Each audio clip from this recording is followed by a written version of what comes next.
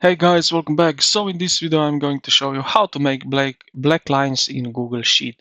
So to make a black lines in Google Sheet you use the border tool. So what I'm going to do is select here some cells. Let's say these ones here. Now what I need to do is go to the border icon, so this one here.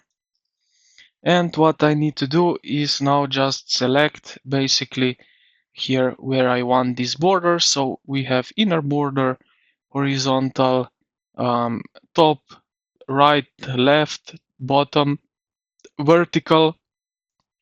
I can also basically select the how thick it is. So let's do something like that, and I will use the orange color here, and let's say I want the inner lines here. And yeah,